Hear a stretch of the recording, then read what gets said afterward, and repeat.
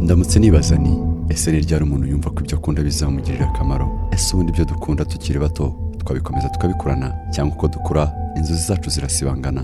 Gusa iki kibazo nshobora kuba narakiboneye igisubizo mu buryo busa nk'ubudasanzwe.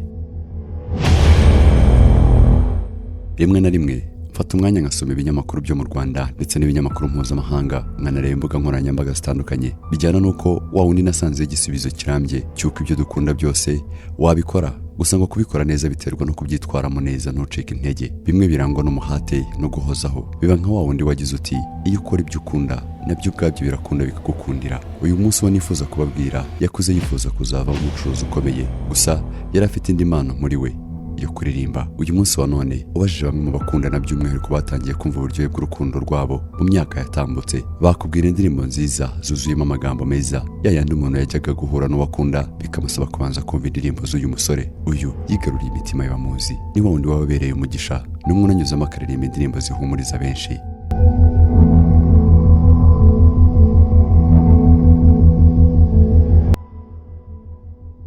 Tugaruka inyuma gato. Ruhumuriza James ku mazina yiswe n'abamwibarutse ayisumbuye bamumenya kuri K James, nyuma ati ndi Mr Sky. Uyu munsi twese turamuzi ni King James. Uyu ni mwene Constance Kakizi na Isaac muri hano. Yavutse tariki ya 1 ukwezi kwa 4 umwaka wa 1990 i Nyamirambo ku Mumena.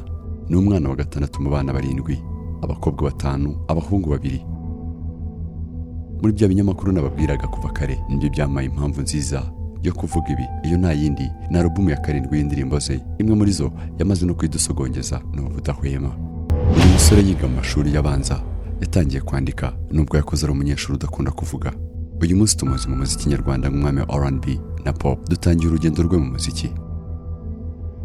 King James aratunyuramo muri make urugendo rwe uko rwatangiye, nubwo ngo bitari byoroshye kubivanga n'amasomo bikagorana kubona ubushobozi bwa bundi bw'amafaranga, ariko kuzigama byabaye intandaro yo gukabya inzozi ze. Amafaranga rero hano nayakuye byari bitangaje cyane. Urumva hari anayo baragiye ubika ya Jean de Poche n'utundi tuntu. Indirimbo yamenyekanyemo ni Naratomboye. Indirimbo nyinshi yagiye aririmba zakunzwe mu buryo budasanzwe, ndetse n'ubu igitangaje hari nanone nyinshi zivuga ku nkuru mpamo z'ubuzima bwe. Izo zirimo nka Ndagukunda, Nzakubona Ryari, Buhoro Buhoro n'izindi. Mu mwaka wa 2009 nibwo yatangiye kwamamara. Aha yibandaga cyane mu njyana R&B. Indirimbo ze nka Nzakubona Ryari, Ntinyi, Naratomboye n'izindi zamufashije kwamamara mu bihe byari bigoye ugereranije n'ubu.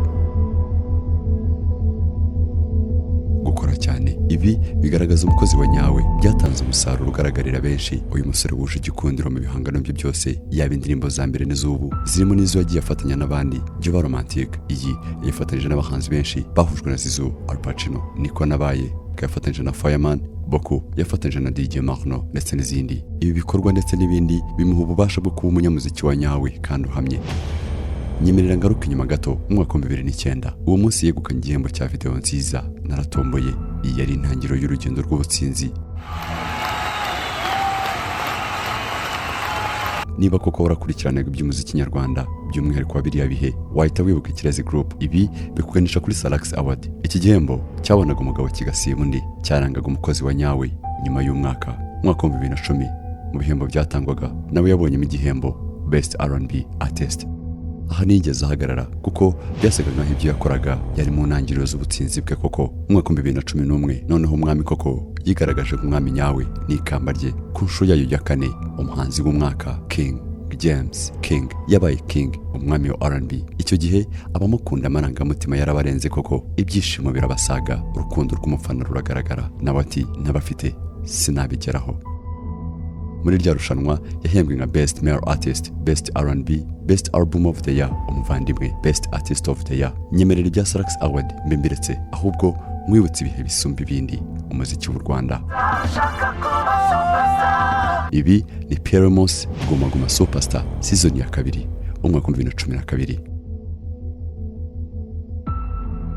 Nk'uko amabwiriza yagengaga iri rushanwa, usibye gutoranwa n'abanyamakuru bari bafite aho bahuriye n'imyidagaduro, harimo kuba umuhanzi nibura ari hejuru y'imyaka 18 y'ubukure, afite indirimbo 5 zagombaga kuba zibica bigacika mu gihe cy'imyaka 2, kandi akorera umuziki we mu Rwanda. Ibi byose byahaga amahirwe umuhanzi nka King James kwitabira irushanwa ku nshuro yaryo ya 2.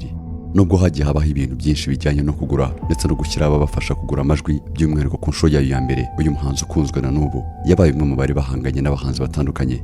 Dore 20 bagombaga kuvamo 10 gusa bakaba aribo bahatana muri Primus Guma Guma Superstar season ya 2 bibarwa Patrick, Kitoko, Bulldog, Urban Boys, The Brothers, Emmy, Rafiki, Norris, Riderman, Kamishi, Nyakwigendera Jay Polly, Dream Boys, Just Family, Oda Paccy, Young Grace, The Nanone, Uncle Austin. Uko mbivuze niko nomero zabo zakurikiranaga habaramo 17 na 19. Izi nomero zari hagati ya Man Martin na Patrick Nyamitari. Aba bangaga gutora mbere yuko babona amasezerano ngo bayimanze bayasome na nomero 20 kubera ko Miss Jojo atarahari, ariko aza gusobanura ko atazitabira aya marushanwa na King James mwenyewe.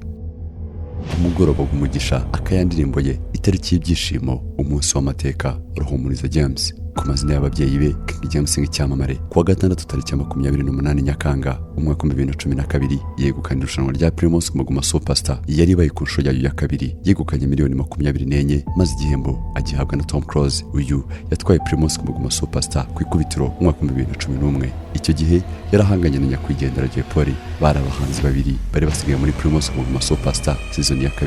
Ni urugendo rwari rwatangijwe n'abahanzi 20 bakunzwe kurusha abandi mu Rwanda.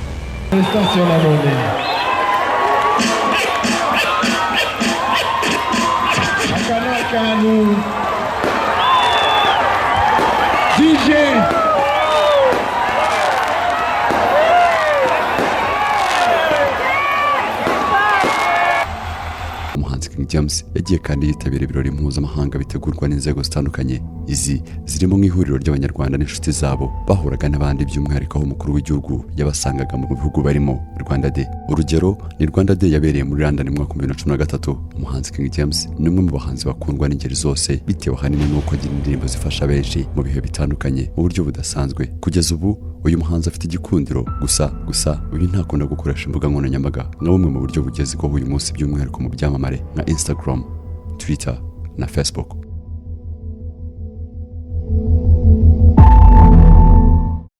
Abanyarwanda bategerezanije amatsiko menshi alubumu ye ya 7. Iyi azashyira hanze kuri iki cyumweru tariki ya 10 ukwezi kwa 10 umwaka wa 2021. Ubushobozi gusa mbere yaho yagiye ashyira hanze alubumu nk'umugisha. Biracyaza ntibisanzwe, meze neza, muvandimwe, ubushobozi.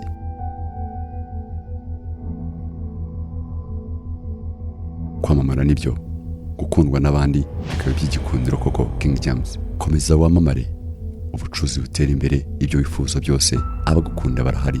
U Rwanda, Afrika n'isi yose twagira tuti amahirwe n'imigisha kuri Ruhumuriza James mu muryango King James.